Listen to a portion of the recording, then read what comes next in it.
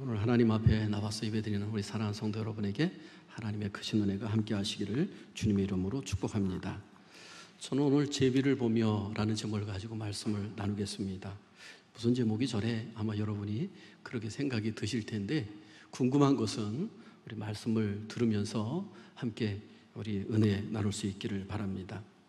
이사야 38장 14절에 보니까 나는 제비같이 학같이 지저귀며 비둘기같이 슬피 울며 내 눈이 새하도록 앙망하나이다. 여호와여, 내가 압제를 받사오니 나의 중보자가 되옵소서라고 하는 말씀이 나와요.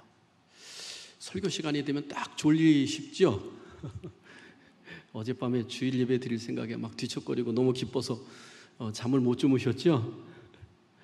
저도 아침에 일어났는데 막 뒤척거렸는지 눈이 이렇게 뚱뚱 부었어요. 그래서 방법이 없더라고요. 어떻게 할까? 우리 성도이 눈이 뚱뚱 부었는데, 그래서 냉장고를 이렇게 열다 보니까 그 아이스크림 먹다가 남은 그 있더라고요. 바가 하나가. 그래서 그걸 갖다가 눈에다 열심히 댔더니 그래도 금방 붓기가 좀 빠지긴 빠지더라고요. 여러분들도 그러셨죠? 막 설교가 딱 시작되려니까 벌써 눈을 감는 분들이 계셔. 자, 저를 보시고 함께 말씀을 나눌 수 있기를 바랍니다. 오늘 말씀은 히스기야가 병들어 죽게 되었을 때 슬피 울며 하나님 앞에 기도했더니 하나님께서 이렇게 응답해 주셨습니다. 간증하는 내용이 오늘 본문 말씀 가운데 쭉 나오고 있는 내용입니다. 그가 얼마나 이 병들었을 때 울며 기도했는지 제비같이 학같이 비둘기같이 슬피 울며 기도했다고 고백하고 있어요. 심지어 오늘 말씀에 보면 이런 얘기가 있습니다. 내가 또 말하기를 내가 다시는 여호와를 배웁지 못하리니 산자의 땅에서 다시는 여호와를 배웁지 못하겠고 내가 세상 거민 중에서 한 사람도 다시는 보지 못하리라 하였도다. 이제 곧 죽게 되었다는 거예요.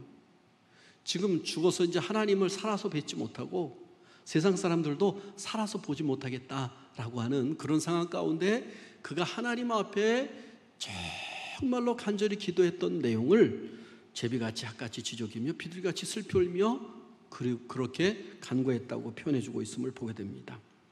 그리고 결국 하나님께서 치료해 주신 내용이 오늘 본문에 나옵니다. 히스기야가 언급한 새들이 학도 나오고 비둘기도 나오는데 저는 오늘 제비만 한번 꼭 집어서, 학은 제가 잘 못 보았던 것 같고 참새는 뭐 많이 보긴 합니다만은 우리 좀 제비하고 좀 달라서, 또 비둘기는 뭐 이렇게 우리 도시에서 많이 보지만은 한번 좀 제비를 좀 통해서 은혜 받고자 합니다. 여러분, 제비하면 떠오르는 생각들이 뭐가 있어요?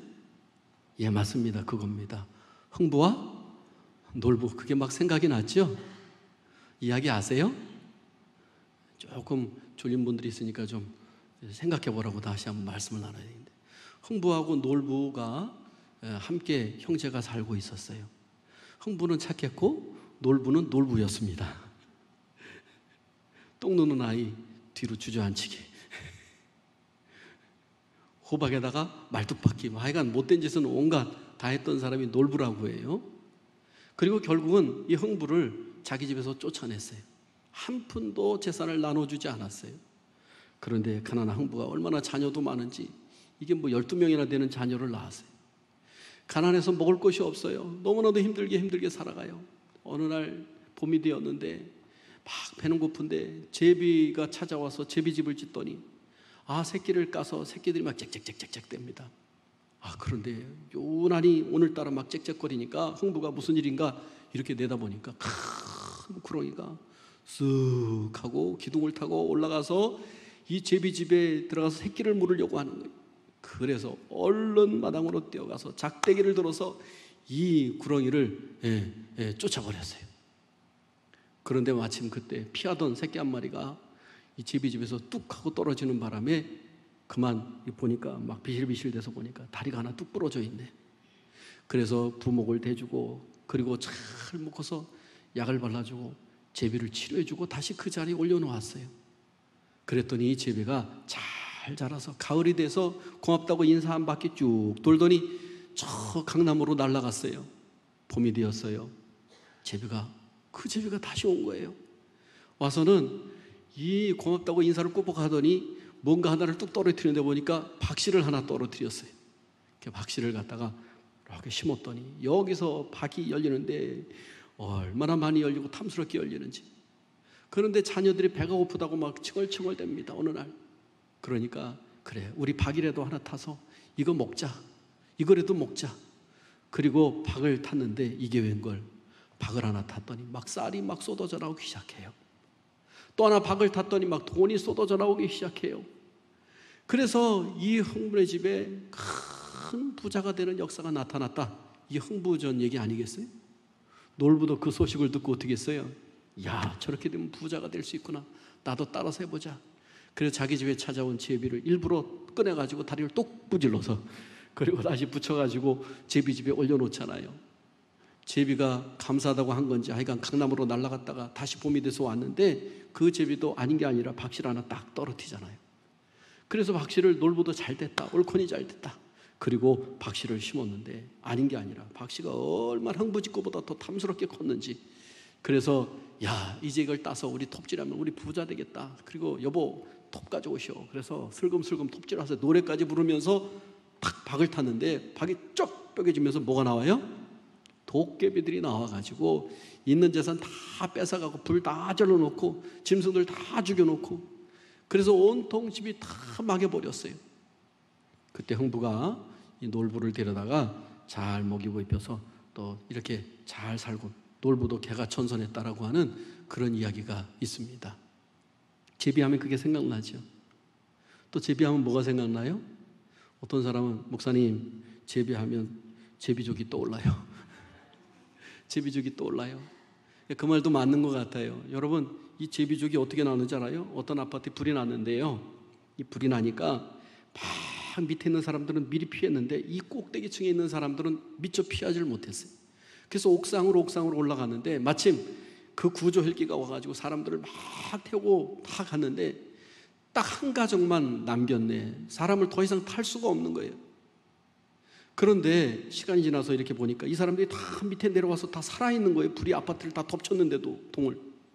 어떻게 된 일인가 알아보니까 이 아버지는 제비족이었고 어머니는 날라리족이었고 아들은 비행청소년이었대요. 다 날라가지고 다 내려와서 살아있더라. 그래서 그런 우스갯소리가 있는데 사실 이 제비족이라고 하는 말은 일본에서 넘어왔다고, 이 부정적인 이야기가. 그래서 일본에서 보면 그 한 소설가가 정식으로 결혼하지 않고 연하의 남자와 생활을 하는데 이 남자는 피둥피둥 놀고 아무 일도 하지 않아. 여인이 그냥 먹여 살리고 다 보호해주고 그래요. 그래서 이 남자를 그렇게 가리켜서 와카스바메라고 하는 그런 명칭을 썼는데 이것이 뭐냐면 젊은 제비라고 하는 뜻이래요. 그래서 제비족이 여기서부터 유래가 됐다고 하는데 이렇게 부정적인 이야기가 있습니다만 사실은 제비는 다 좋은 말들이 많습니다. 우리나라 우체국의 상징에도 보면 제비가 쫙 그려져 있는 거 여러분 아시죠? 빠르게 좋은 소식을 전해주는 새다라고 해서 그런 마크를 쓰고 있습니다. 유다 왕 히스기야가 이야기로 돌아가서 그가 병들어 죽게 되었을 때 제비같이 핫같이 지적이며 비둘기같이 슬플며 하나님을 앙망한다라고 말해주고 있는데요. 바로 이때 이 제비, 여기 나오는 이 제비를 통해서 한번 우리가 신앙의 눈을 뜨기를 한번 원합니다. 먼저 이 제비라고 하는 존재는요, 처마 밑에다가 집을 짓습니다. 어디다 집을 짓는다고요? 제비는, 저 바다제비는 바다 절벽에다 집을 짓는데 이 제비들은 다 집에 처마 밑에다가 집을 짓습니다. 제가 어릴 때 보니까 이 제비 처마 밑에 집을 지니까 막 똥을 싸대니까 여기 밑에다가 받침을 또 하나 이렇게 밑에다 대서 오히려 보호해 주었던 기억이 납니다. 새들은 보통 사람들의 눈을 피해서 멀리 산속이나 높은 나무나 아니면 참새같이 집 근처에 살지만은 아주 처마 속 깊은 곳에다가 숨겨서 집을 짓습니다. 저는 아직도 까마귀가 어디다 집을 짓는지 잘 모르겠어요. 까치는 높은 나무, 흉년이 비가 들어오는 해는 낮은 곳에다 짓고 비가 많이 올 해는 높은 곳에다 짓는다. 어릴 때 그런 이야기도 들었습니다만은 전봇대에다 짓기도 하고. 우리 까치 집은 알잖아요. 아직도 까마귀 집은 어디다 짓는지 제가 잘 모르겠어요. 그런데 유독 이 제비만은 우리 사람들이 사는 그 가까운 처마 밑에다가 집을 짓고 살고 있어요. 여러분, 바로 이 제비가 왜 이렇게 처마 밑에다가 흙을 물어다가 집을 짓고 새끼를 키울까? 모든 새들과 짐승은 사람들을 경계하는데 왜 유독 제비만 이 처마 밑에다 집을 지을까? 가만히 생각해 보니까 이 제비는 사람을 믿었다는 거예요. 또 하나는 사람이 천적으로부터 자신들을 보호해 줄 것이라고 하는 그런 생각이 이 새들에게는 있었던 것 같습니다. 여러분, 시편 84편 3절에 보면 이런 얘기가 있어요. 나의 왕, 나의 하나님, 만군의 여호와여, 주의 제단에서 참새도 제 집을 얻고 제비도 새끼들 보금자리를 얻었나이다 라고 이야기해 주고 있어요. 이 제비는 참새처럼 작고 적으로 보호할 발톱이나 부리가 발달하지 못했습니다. 그러기에 이 제비들은 아예 사람으로부터 보호를 받자 그렇게 작정했는지도 모르겠습니다. 바로 오늘 시편 기자는 주의 제단에서 참새도 제비도 새끼들 보금자리를 얻었다 그리고 노래하고 있는데요, 한마디로 말해서 이 시편 기자는 나도 이 새들도 성전에서 보금자리를 얻었는데 나도 주님 안에서의 참다운 보금자리를 갈망합니다.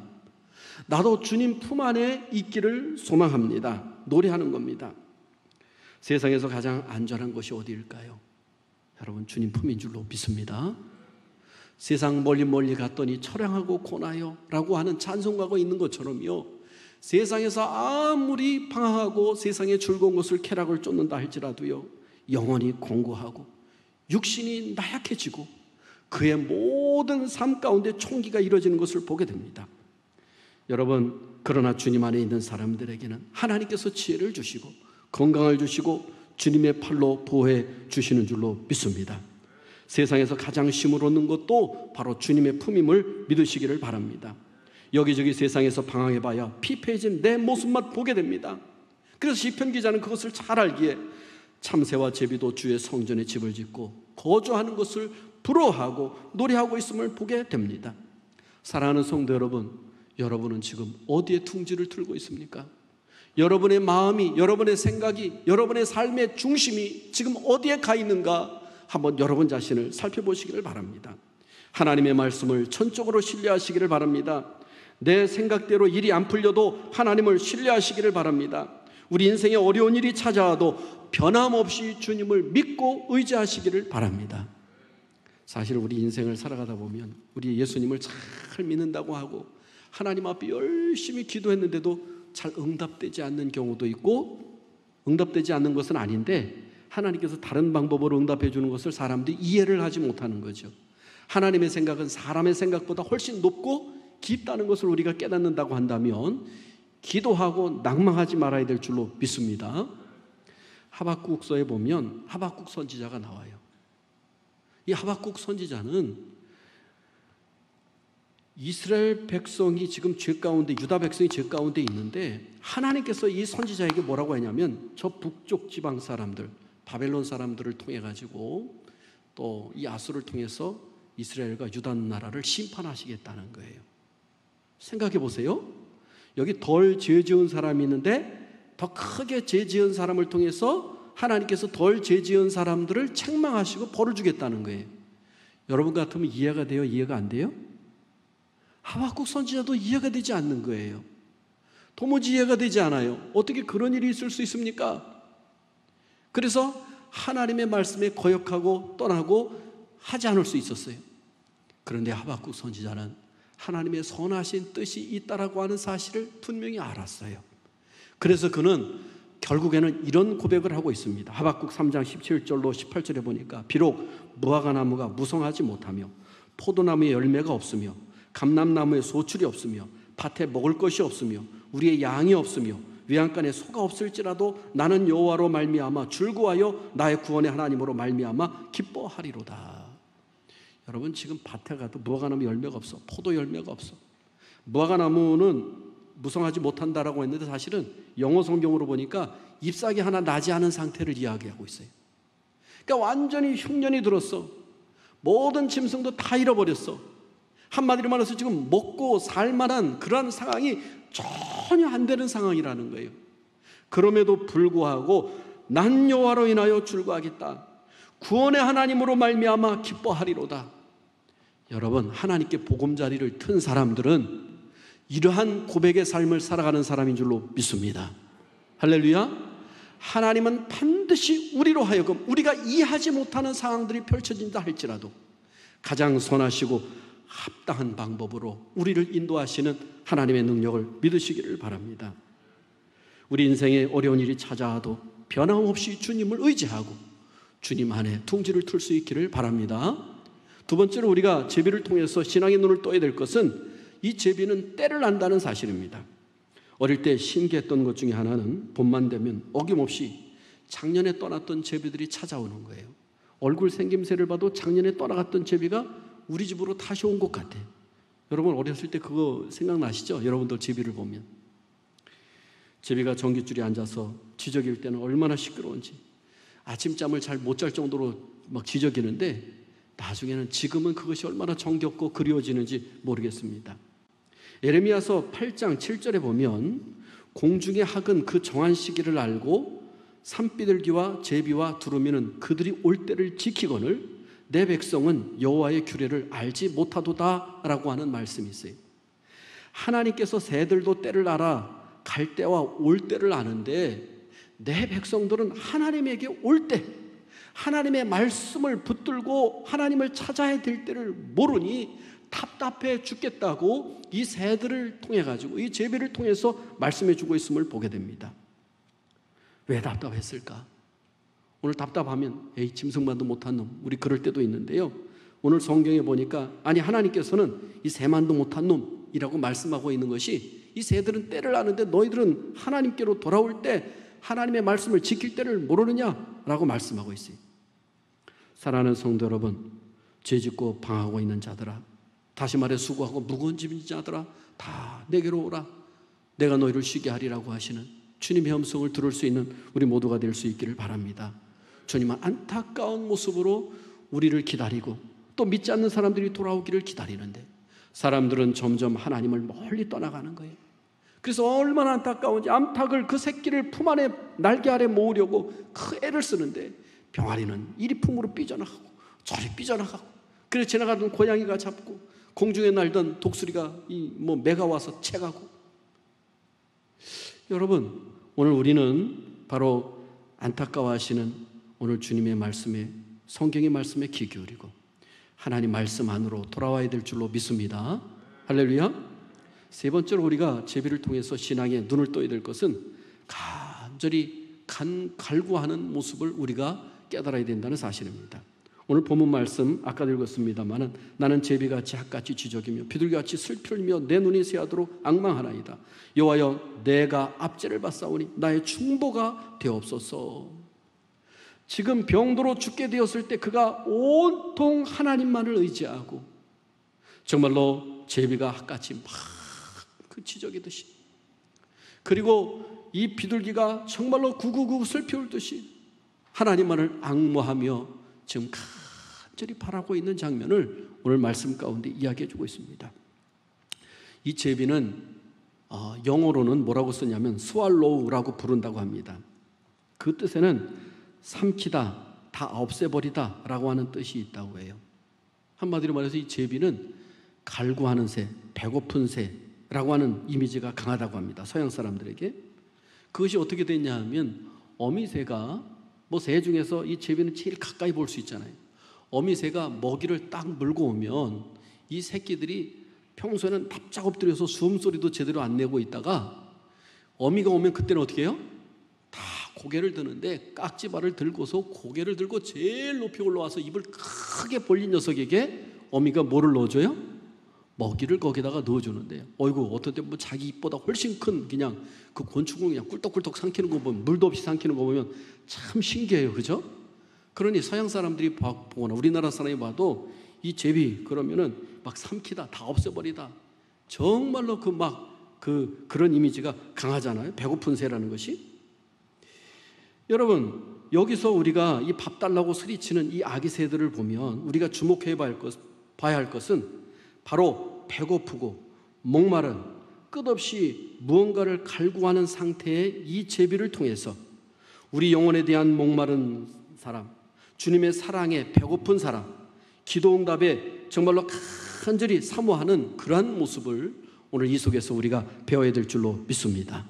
바로 히스기야 왕은 이 제비처럼 막 짹짹거리며 그 짹짹거리는 제비처럼 그 하나님 앞에 간구하는 모습을, 그 부르짖는 기도의 내용을 오늘 본문 말씀에 기록하고 있는 것입니다. 내가 제비같이 악같이 지저귀며 하나님을 앙망합니다. 심지어 비둘기같이 슬피 울며 간구합니다라고 말해주고 있어요. 제비가 벌레를 물어와서 어떤 새끼에게 먹이를 주는지 아세요? 제가 아까 말씀드렸죠. 발을 높이 들고 입을 최고로 높이 들고 입을 최고로 넓게 벌리는 새끼에게 주는데요.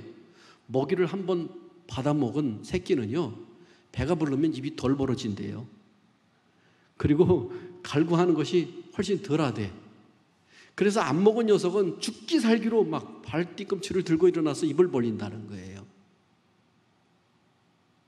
근데 요즘은요, 제비가 이게 그 약을 살포하고 또 뭐 곤충이 별로 많지 않다 보니까 빨리빨리 와서 이게 먹이를 줘야 되는데, 새끼는 여러 마리인데 20분도 지나고 30분도 지나서 와서 먹이를 주다 보니까 다 배가 고프니까 다 고개를 쳐드니까 건강한 놈은 계속 받아먹는데 그렇지 못한 녀석은 도태해서 죽는 경우도 있다고 해요. 왜냐하면 배가 부른 녀석은 이게 덜 하게 돼 있는데 늦게 먹이가 없으니까 늦게 물어오니까 이게 다 똑같이 입을 똑같이 벌리잖아요. 먹은 녀석은 더 힘이 세니까 더 높이 들어서 계속 할 거 아니에요. 어쨌든 이런 것을 통해서 우리가 알 수 있는 것은 애타게 입을 벌리거나 간절히 사모할 때 거기에 먹이를 물려주는 모습을 보게 되죠. 오늘 우리는 너무 배불러서 편안해서 안전해서 입을 벌리지 못하는 제비 새끼 모습은 혹이 아닌지 우리 자신들을 한번 살펴봐야 될 것입니다. 그러고 보면 배고픔, 다시 말해서 역경이나 고난이나 환난은 어떻게 보면 하나님의 은혜를, 하나님의 사랑을, 하나님의 축복을, 하나님의 그 임재하심을 또 간절히 갈망하고 갈구하는 축복의 통로가 된다는 사실을 우리가 또 한편으로는 깨닫게 됩니다. 기도하지 않던 내가 하나님 앞에 기도하게 되고, 내가 하나님 말씀을 보지 않던 심령이 하나님 말씀을 사모하게 되고, 하나님을 간절히 갈망해서 병들었던 그 히스기야 왕 같은 모습이 그 속에서 나타날 수 있다는 사실을 보게 됩니다. 그러고 보면 배고픔, 역경, 고난은 하나님의 은혜요 사랑의 갈망이라고 하는 사실을 한편 여러분 깨달으시고, 여러분 중에 어려움과 역경과 환난이 있다고 한다면 여러분 그것 때문에 낭망하고 실망하지 말고 하나님을 간절히 히스기야 왕처럼 갈망할 수 있기를 바랍니다. 바로 주님을 붙잡는 것이 축복의 통로인 줄로 믿습니다. 할렐루야. 세상에 그 어떤 곳에서도 진정한 축복의 통로는 없는 거예요. 일설에 의하면 예수님이 십자가에 못 박혀 돌아가셨을 때 제비가 그 위를 날아가면서 콘솔 그랬다고 해요. 제비가 참 이상하게 울어요. 서양 사람들이 들을 때 우리는 지지배배 하는데 서양 사람도 우리하고 다 틀려요. 고양이 소리도 틀리더라고요. 보니까 우리는 다 개구리도 개굴개굴 그런다고 하는데 이 서양 사람들 또 우는 소리도 다 틀려요.